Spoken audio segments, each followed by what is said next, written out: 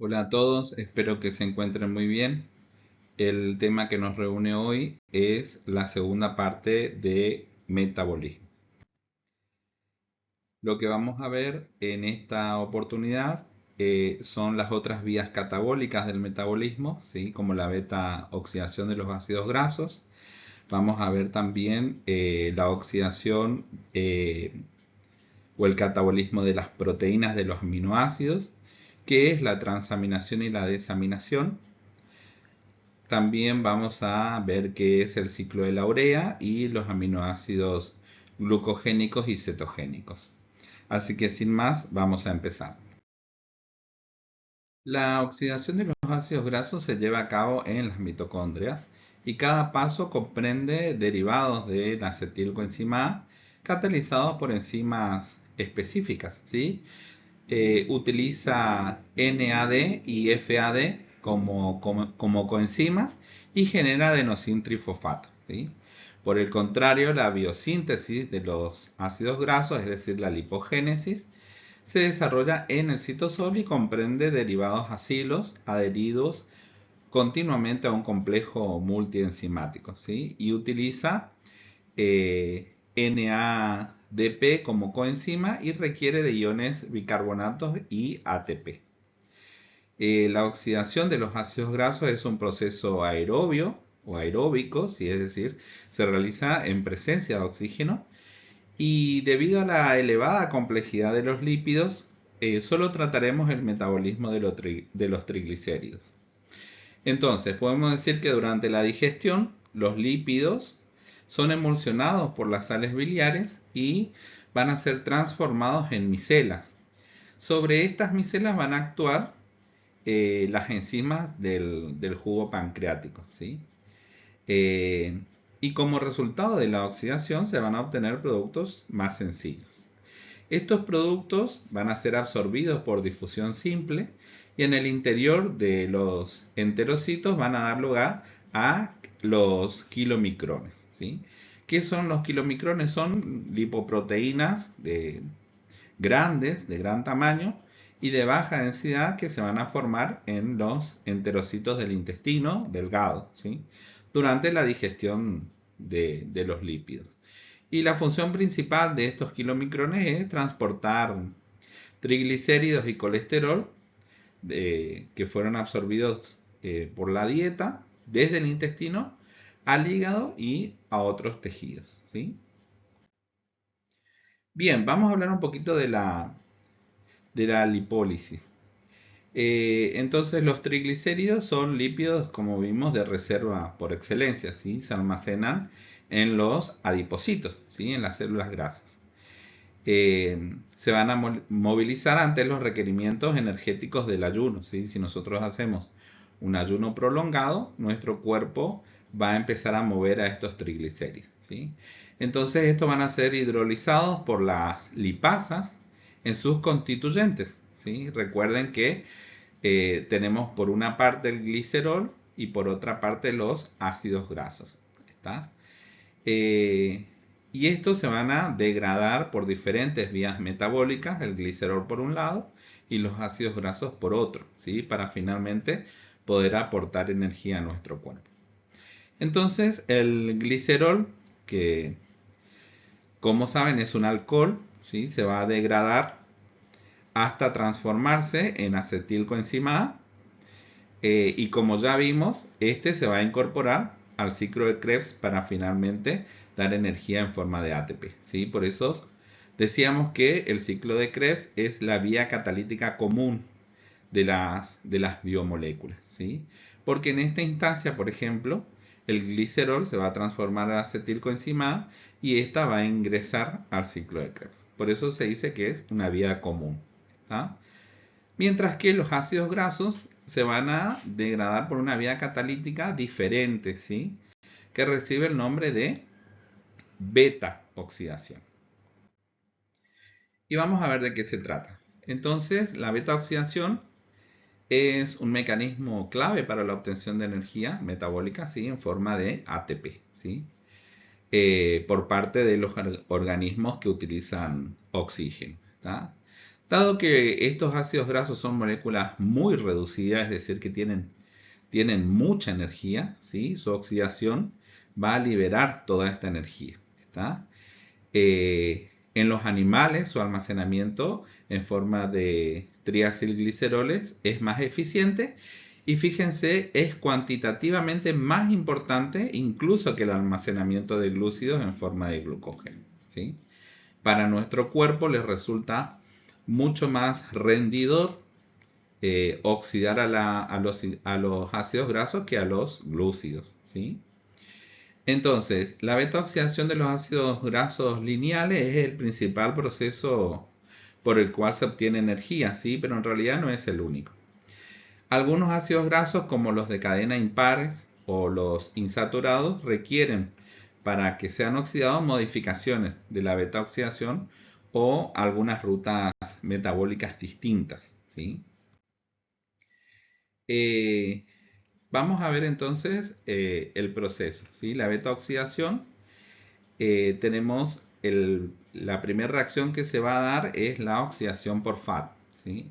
El primer paso eh, es la oxidación del ácido graso por la acetilcoenzima A deshidrogenasa, ¿sí? Esa va a ser, es mejor dicho, la enzima que va a catalizar la reacción. Esta cataliza la formación de un doble enlace entre el carbono 2, o también lo van a encontrar como carbono alfa, y el carbono 3, que también lo van a encontrar como carbono beta. ¿Sí? Esa es la primera reacción. Después la segunda, como ven en la imagen, es la hidratación. ¿Sí? La hidratación en el enlace, entre los enlaces, perdón, del carbono 2 y el carbono 3. La tercera reacción va a estar dada por la oxidación del NAD. Entonces este tercer paso es la oxidación de la L3-hidroxiacil-CoA por el NAD, ¿sí? lo que convierte el grupo hidroxilo en un grupo cetona. Y finalmente la última reacción, como ven ahí en la imagen, es la tiólisis, ¿sí? Es el paso final, es la separación de la 3-cetoacilcoenzima A por el grupo tiol de otra molécula de coenzima A. Este tiol va a ser insertado entre el carbono 2 y el carbono 3. ¿Sí? Finalmente vamos a obtener acetilcoenzima A. ¿Está? Que este acetilcoenzima A, dependiendo de las necesidades del organismo, va a ingresar al ciclo de Krebs si es que el organismo necesita energía de forma inmediata. ¿Sí? Va a ir a la lipogénesis, va a ir a la cetogénesis, eh, o puede optar por otras vías. ¿Sí? Esta beta-oxidación de la que estamos hablando tiene lugar en las mitocondrias y el resultado es la obtención de moléculas de acetilcoenzima A. ¿Sí? Por ejemplo, que estas se van a oxidar después por el ciclo de Krebs, dando lugar a un gran número de moléculas de ATP. ¿Sí? Como dijimos, muy superior al rendimiento de una molécula de glucosa. Pero la cantidad de ATP va a depender del número de carbonos y del tipo de enlace de cada ácido graso. ¿Sí? Entonces, como balance energético, podemos decir que en la etapa de activación inicial, como ven en el cuadro, se consumen dos grupos fosfatos. ¿Sí? Y cada ciclo de beta-oxidación produce, por ejemplo, 5 ATP, 2 en la etapa de deshidrogenación por FAT y 3 en la que interviene el NAD. ¿Sí? Y cada acetilcoenzima formado va a producir 12 ATP en el ciclo de Krebs o en el ciclo del ácido cítrico. Eh, Insisto, la cantidad de ATP va a depender del número de carbonos y del tipo de enlace que tenga este ácido graso, ¿sí? Puede ser saturado o insaturado. Y en el cuadro vemos un ejemplo del ácido caprílico que tiene 8 carbonos y el ácido palmítico que tiene 16 carbonos. Entonces fíjense que uno va a dar 3 ciclos y el otro 7. ¿Está? En cuanto al consumo de la activación inicial, ambos van a utilizar 2 ATP. ¿Sí? Pero finalmente uno en la beta oxidación va a obtener 15, ¿sí? y en el otro 35. Y los ATP producidos por el ciclo van a ser 48 en el caprílico y 96 en el palmítico. Como balance energético total, fíjense que el caprílico le va a dar al organismo 61 ATP total y el palmítico 129. ¿Sí? Es extremadamente grande la diferencia energética que se obtiene de oxidar una glucosa, por ejemplo, que como vimos en la clase anterior, se obtienen entre 36 y 38 ATP frente a 61 del caprílico y 29 del palmítico. ¿Sí? Representa para el organismo muchísima más energía oxidar ácidos grasos que glúcidos. ¿Sí? Bien, vamos a hablar ahora de la cetogénesis. Eh, las células, ante situaciones en que se presentan un déficit de hidratos de carbono, ¿sí? Como sustrato energético, van a realizar un hipercatabolismo lipídico.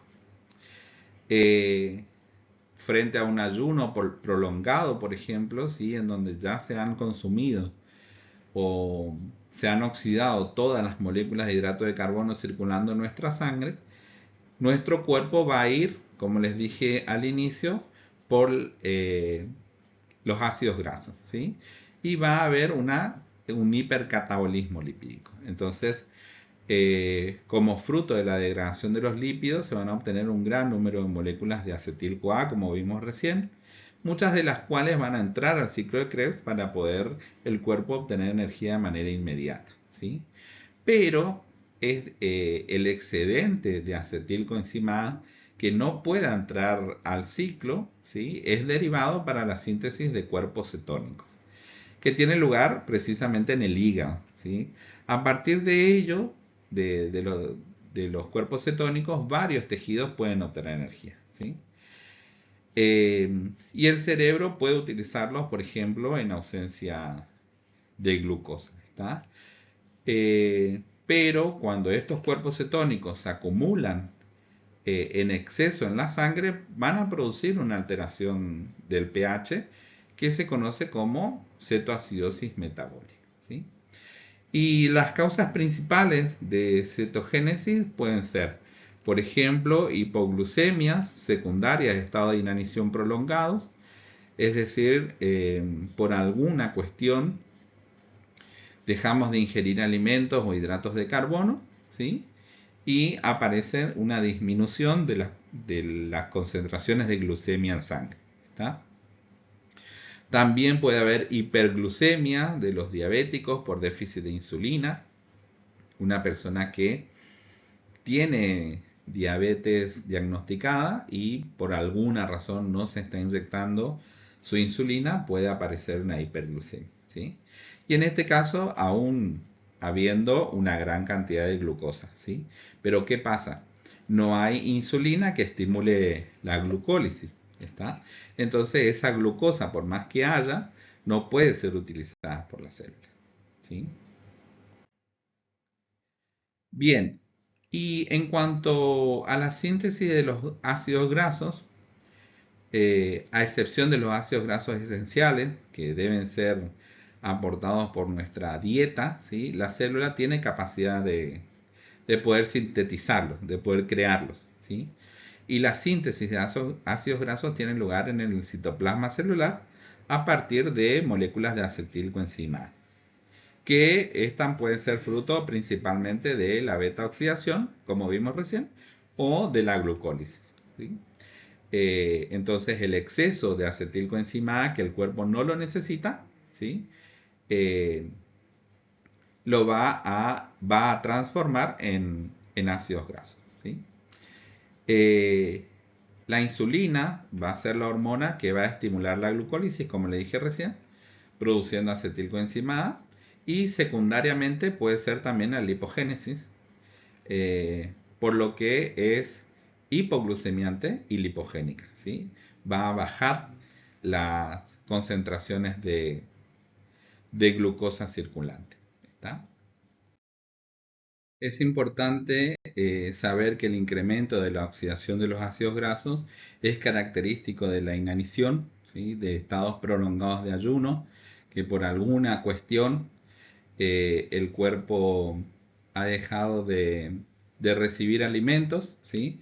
O alimentos bajos en hidratos de carbono, y la diabetes también es otra de las causas, conduciendo a la producción de cuerpos cetónicos en el hígado, ¿sí? Esta situación se denomina cetosis. Y como los cuerpos cetónicos son acídicos, cuando se producen en exceso por periodos largos, como por ejemplo la diabetes, causan cetoacidosis que finalmente, si no es tratada, puede ser mortal, ¿sí? Eh, Debido a que la gluconeogénesis depende de la oxidación de los ácidos grasos, cualquier alteración de esta va a causar hipoglucemia, es decir, una disminución de la concentración de glucosa circulante, ¿sí? Esto ocurre en varios estados de deficiencia de carnitina, por ejemplo, o de las enzimas esenciales de la oxidación de los ácidos grasos, o cuando la oxidación es inhibida, por ejemplo, por venenos, ¿sí? Bien, vamos a hablar a partir de ahora entonces del metabolismo de las proteínas, ¿sí? Hemos hablado sobre el metabolismo de los ácidos grasos, ahora de las proteínas. Entonces, una dieta deficiente o pobre en proteína puede tener repercusiones importantes para el individuo, ya que los aminoácidos obtenidos de la hidrólisis de las proteínas son imprescindibles, por ejemplo, para eh, la síntesis de proteínas endógenas, ¿sí?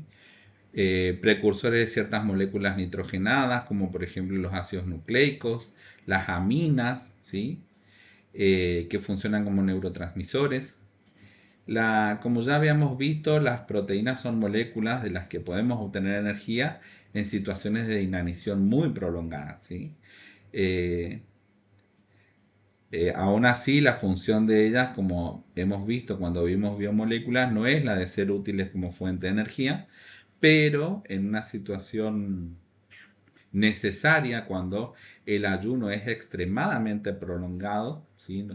Se me ocurre que una persona se haya perdido en la selva, ¿sí? Y el cuerpo va a empezar a, a ocupar los hidratos de carbono circulantes en sangre. Cuando estos se terminen, el cuerpo va a ir por el almacenamiento de los glúcidos, que es el glucógeno. Cuando finalmente el glucógeno se termine, irá por los ácidos grasos. Y cuando los ácidos grasos o los depósitos de ácidos grasos se terminen, finalmente va a ir por las proteínas, ¿sí? O sea que la inanición, en este caso, para que el cuerpo la utilice, debe ser muy prolongada, ¿sí? Porque una de las funciones o la principal función de las proteínas no es la de ser fuente de energía, ¿sí? Eh, pero bueno, si el cuerpo lo necesita, la utilizará, ¿sí? Por acción de las enzimas proteolíticas digestivas, las proteínas alimentarias van a ser hidrolizadas y se van a transformar en sus aminoácidos constituyentes, ¿sí? Estos aminoácidos son absorbidos por transporte activo y pueden tener diferentes destinos metabólicos, como por ejemplo la síntesis de proteína endógena, puede irse a la gluconeogénesis, ¿sí? Puede sintetizar compuestos nitrogenados no proteicos o finalmente puede ir a oxidarse, ¿sí? Vamos a hablar ahora del anabolismo proteico, ¿tá? Eh, o también lo van a encontrar como síntesis proteica, es decir, la creación de la proteína, ¿sí? Entonces, cuando hablamos de anabolismo, hablamos de la construcción de proteínas complejas a partir de aminoácidos simples, ¿sí? Este es fundamental para la reparación de tejidos dañados, ¿sí? Cuando tenemos una herida, por ejemplo, van a ser las proteínas quienes finalmente van a reparar el daño. También para el crecimiento muscular, para la formación de nuevas células, para la producción de enzimas, para la producción de hormonas, ¿sí? El anabolismo proteico se va a ver afectado por el equilibrio entre la síntesis y su degradación, ¿sí? Entonces la síntesis proteica debe superar la degradación para poder lograr un balance proteico positivo y de esta manera promover la acumulación de tejido magro. Este anabolismo también se va a ver influenciado por diversos factores como, primero, la ingesta de proteínas, ¿sí? Una dieta adecuada en proteínas, especialmente con aminoácidos esenciales, va a ser indispensable o vital para esta síntesis, ¿sí? También el ejercicio de resistencia, por ejemplo, especialmente el levantamiento de pesas, va a estimular el anabolismo proteico y la síntesis de proteínas musculares, ¿tá? Y los suplementos de aminoácidos o de proteínas también pueden complementar la ingesta dietética y de esta manera optimizar el anabolismo proteico, aunque la dieta sigue siendo la principal fuente, ¿sí? La ingesta de carnes, la ingesta de huevos, la ingesta de algunas legumbres, ¿sí? Y para optimizar esta síntesis o construcción de proteínas se recomienda consumir proteínas en momentos claves, ¿sí? Por ejemplo, después del ejercicio o durante la mañana puede optimizar la síntesis proteica muscular. También elegir proteína de alta calidad, optar por fuentes de proteína que se asimilen rápidamente, ¿sí? Y que contengan una buena cantidad de aminoácidos esenciales. También priorizar alimentos con una alta densidad anabólica, es decir, alimentos que promuevan una síntesis rápida y efectiva, ¿sí? Ahora vamos a hablar del catabolismo proteico. Este catabolismo de las proteínas va a empezar con la hidrólisis, ¿sí? Que va a producir o que va a conducir, mejor dicho, a la obtención de sus aminoácidos que son constituyentes. Eh, en la degradación posterior de estos aminoácidos, se va a diferenciar la degradación de cada una de sus partes que la van a constituir, ¿sí? Todos los aminoácidos, aunque algunos por diferentes vías, finalmente van a producir metabolitos que se van a incorporar al ciclo de Krebs y se van a oxidar completamente. Y acá nuevamente vemos un ejemplo de por qué decimos que el ciclo de Krebs es una vía catalítica común de las biomoléculas, ¿sí? Entonces, como vemos en la imagen, un aminoácido va a tener por un lado el esqueleto del carbono, ¿sí? Y el grupo funcional carboxilo, y por otro lado el grupo amino, ¿está? Eh, el grupo amino es altamente tóxico para el organismo y por esto debe ser eliminado, ¿sí? Se realiza mediante un proceso que se denomina ciclo de la urea, que básicamente consiste, como ven en la imagen, en la síntesis de urea a partir de amoníaco y dióxido de carbono, ¿sí? Más energía se va a obtener urea, ¿está? Este ciclo de la urea tiene lugar en el hígado y se va a eliminar a través de la orina y es un marcador del catabolismo proteico, ¿sí? Eh, como ven ahí en la imagen, este proceso va a consumir ATP, o sea que es una reacción endergómica, ¿sí? Eh, Cualquier alteración de este ciclo puede provocar un aumento en los niveles sanguíneos de amoníaco, ¿sí? Hecho que recibe el nombre de hiperamoniemia. ¿Está? Por el otro lado tenemos la oxidación del esqueleto del carbono, eh, que, como dijimos, se va a transformar en acetilcoenzima A y de esta manera simplemente va a ingresar al ciclo de Krebs. Vamos a detenernos un poquito en el ciclo de la urea, ¿sí? Eh, Como vamos a ver, el catabolismo de estos aminoácidos va a implicar reacciones de transaminación y desaminación que dan lugar a la liberación de este amoníaco, ¿sí? La regulación de los niveles de nitrógeno en el organismo va a ser crucial debido a, como dijimos, que este amoníaco es extremadamente tóxico, ¿sí? El exceso de nitrógeno en forma de amonio se va a unir a los aminoácidos mediante estas reacciones de transaminación y se va a transportar al hígado y después a los riñones, ¿sí? Eh, ¿Qué más? Los aminoácidos más importantes en el transporte del nitrógeno van a ser el glutamato y la alanina, ¿sí? En los riñones, los iones de amonio se van a liberar a través de la desaminación de la glutamina y la glutamina se excreta directamente en la orina. En el hígado, los grupos amino de la alanina y el glutamato se van a transferir a través de enzimas que se denominan aminotransferasas, dando lugar a amoníaco y aspartato, ¿sí? Eh, que se desvían al ciclo de Lowry, ¿sí? Este ciclo implica una reacción de alimentación, es decir, la incorporación de amonio y dióxido de carbono, y 4 reacciones, ¿sí?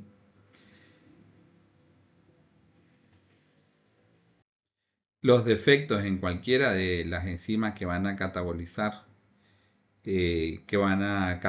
perdón, el ciclo, van a dar origen a un estado patológico que se va a denominar hiperamoniemia. Ahora vamos a hablar de los aminoácidos glucogénicos y los cetogénicos, perdón. Estos van a ser clasificados basados en el destino metabólico de los esqueletos carbonados de los aminoácidos después de su degradación, ¿sí? Y tenemos por un lado los aminoácidos glucogénicos, los aminoácidos cetogénicos y los aminoácidos mixtos. Los glucogénicos son todos aquellos esqueletos carbonados que después del catabolismo se convierten en piruvato o en intermediarios del ciclo de Krebs, como por ejemplo el alfa-cetoglutarato, puede ser también succinilcoenzima A, puede ser fumarato o también puede ser oxalacetato. Estos intermediarios pueden ser usados en la gluconeogénesis, es decir, en la síntesis de glucosa, ¿sí? Que es básicamente la formación de glucosa a partir de metabolitos no glúcidos, ¿sí? Eh, Algunos ejemplos de aminoácidos glucogénicos pueden ser la alanina, serina, glicina, cisteína, ¿sí? Después tenemos los aminoácidos cetogénicos, que son aquellos cuyos esqueletos carbonados se van a degradar para formar acetilcoenzima A o acetoacilcoenzima A, que van a ser precursores de los cuerpos cetónicos, ¿sí? Estos no van a poder convertirse en glucosa, porque la conversión de acetilcoenzima A a piruvato no es posible en los seres humanos, ¿sí? Básicamente son dos los aminoácidos cetogénicos, que son la leucina y la lisina. Y después tenemos los aminoácidos mixtos, ¿sí? Que son glucogénicos y cetogénicos. Estos aminoácidos pueden seguir ambas vías, ¿sí? Pueden producir tanto precursores glucogénicos como cetogénicos.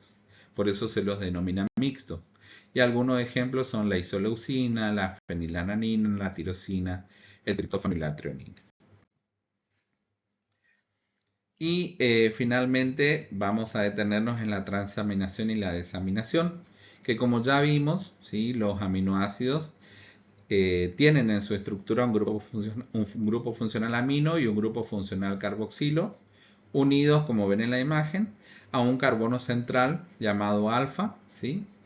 Junto a un átomo de hidrógeno y una cadena lateral denominada R, ¿sí? Que lo ven ahí en rojo en la imagen. Los cetoácidos, por su parte, contienen un grupo funcional cetona unido a un grupo carboxilo, y de ahí su nombre, ¿sí? Ya que recordemos que el grupo carboxilo se va a comportar como un ácido, ¿está? Entonces, debido a su similitud de estructura, un aminoácido se puede convertir en un cetoácido si pierde el grupo funcional amino. Y de la misma manera, un cetoácido puede convertirse en amino obteniendo un grupo funcional amino, ¿sí? Esto lo van a llevar a cabo enzimas denominadas transaminasas. También la van a encontrar como aminotransferasas en algunos autores, ¿sí? Esta es una reacción reversible que va a participar tanto en el catabolismo como en el anabolismo y está muy cerca del equilibrio, por lo que la dirección de la reacción va a estar determinada por la concentración de algunos de los dos componentes, ¿sí? Esto se va a llevar a cabo en el citoplasma celular. Durante este proceso de transaminación, un aminoácido le va a transferir su grupo funcional amino al cetoglutarato para poder formar glutamato. Y en el proceso se va a obtener un cetoácido, ¿sí? Existen muchas variedades de enzimas transaminasas. Prácticamente podemos decir que hay una para cada aminoácido. Pero existen dos transaminasas de importancia para la determinación de la salud que van a servir como indicadores del daño hepático, ¿sí? Una es el glutamato acetato transaminasa, que seguramente cuando alguna vez se hicieron algún análisis de sangre lo habrán visto en los resultados abreviado como GOT, ¿sí? GOT. También la llaman aspartato aminotransferasa y en ese caso se abrevia como AST. Y la otra transaminasa es la glutamato piruvato transaminasa, que en los resultados del laboratorio lo van a ver abreviado como GPT. Y algunos autores la llaman alanina aminotransferasa y en ese caso la abrevian como ALT, ¿sí? Estas reacciones acopladas a otra de transferencia del grupo amino le permitan a la célula transferir grupos nitrogenados a todos los destinos que sean necesarios, ¿sí?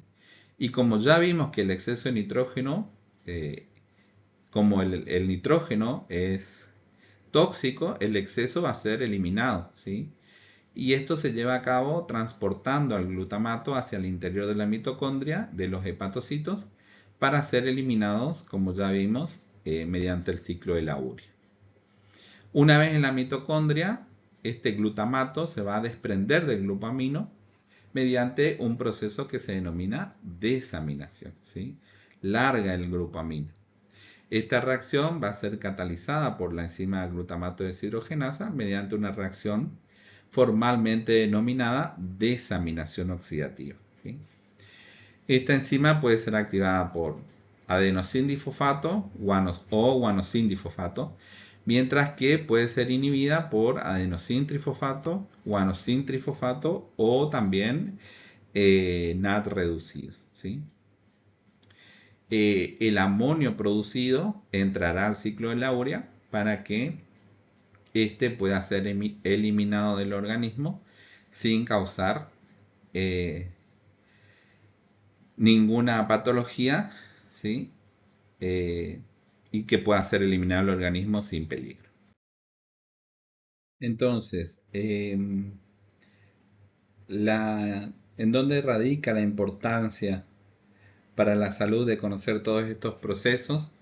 Eh, Básicamente porque las implicancias para la salud del metabolismo, en este caso de los aminoácidos, se van a relacionar directamente con estados, por ejemplo, de deficiencia de aminoácidos eh, y que pueden producirse si cualquiera de los aminoácidos que son esenciales nutricionalmente se omiten en la alimentación o se encuentran en cantidad insuficiente, pueden presentarse estados patológicos, ¿sí? Por ejemplo, eh, debido a que ciertos cereales son relativamente pobres en triptófano y lisina, en algunas regiones en donde la alimentación se basa principalmente en estos cereales para la ingestión total de proteínas, y la alimentación no se complementa con otras fuentes importantes de proteínas como por ejemplo leche, pescado o carnes, ¿sí? Pueden observarse notables condiciones físicas de, de deficiencia, ¿sí? Y se pueden presentar situaciones como desnutrición por kwashiorkor y marasmos, ¿sí? Que estas son endémicas en ciertas regiones del África Occidental, ¿sí? El kwashiorkor es un estado en el que se presenta, por ejemplo, cuando un niño deja de amamantarse con leche materna exclusivamente, ¿sí? Y queda a merced de una dieta rica en almidones o en hidratos de carbono y escasa en proteínas, ¿sí? Entonces se presenta esta desnutrición que se denomina por kwashiorkor. Seguramente lo habrán visto en algún documental, en alguna película del África, en donde los niños tienen un abdomen globuloso, ¿sí? Como si estuvieran gordos, pero en realidad es, es una inflamación del abdomen debido a la desnutrición por deficiencias de proteínas, ¿sí? La otra situación es el marasmo, en donde tanto la ingestión calórica como la de aminoácidos específicos es deficiente, ¿sí? Eh, bueno, por otra parte, un funcionamiento también normal del ciclo de la urea es esencial para conservar la salud, ¿sí? Eh, por el contrario, en situaciones o en condiciones en las cuales la función hepática está seriamente comprometida, ¿sí? Como por ejemplo en personas con cirrosis, en la que los hepatocitos, las células hepáticas, se reemplazan por fibroblastos o colágeno, ¿sí? O también en situaciones de hepatitis grave, el amoníaco se va a acumular en la sangre y va a conducir a que se presenten signos y síntomas clínicos, ¿sí? También, por ejemplo, en aquellos niños nacidos con una deficiencia en la actividad de una de las enzimas del ciclo de la urea, el tratamiento apropiado va a requerir una comprensión profunda de los procesos bioquímicos de la formación de la urea para poder dar tratamiento a esta enfermedad. Y ahí radica la importancia de conocer todos estos procesos. Y finalmente les traje este cuadro para que puedan apreciar cómo las biomoléculas o las moléculas orgánicas que hemos visto hasta ahora tienen al ciclo de Krebs como vía catalítica común, ¿sí? Fíjense, eh, los glúcidos, que son las biomoléculas que la hemos visto en primera instancia, van a ser, en el caso de la glucosa, va a ser oxidada mediante la glucólisis, obteniéndose ácido pirúvico. Finalmente, este se convierte en acetilcoenzima A y de esta manera inicia el ciclo de Krebs, ¿sí? Luego va a pasar por la cadena de transporte de electrones para rendir la energía contenida en los nucleótidos intermediarios NAD y FAD, ¿sí? Por su parte, los lípidos dijimos que se van a degradar a sus constituyentes, glicerol por un lado, ácidos grasos por el otro. El glicerol dijimos que al ser un alcohol simplemente se convierte en acetilcoenzima A y de esa manera ingresa al ciclo, y los ácidos grasos se van a degradar por una vía catalítica diferente que dijimos que es la beta oxidación, que también finalmente se va a obtener acetilcoenzima A y de esa manera ingresar al ciclo. Las proteínas, por su parte, dijimos que la cadena carbonada o el grupo carboxilo se va a transformar directamente en acetilcoenzima A y de esa manera ingresa al ciclo, mientras que el grupo amino se va a oxidar eh, mediante el ciclo de la urea, ¿sí? Y va a ser excretado a través de los riñones, que lo vemos ahí en forma de amoníaco, ¿sí? De esta manera, los productos, mejor dicho, de las tres biomoléculas ingresarán al ciclo de Krebs y luego sus productos pasarán por la cadena de transporte de electrones para la fosforilación oxidativa y de esta manera la célula obtiene energía en forma de ATP, ¿sí? Entonces, de todos estos procesos se van a obtener como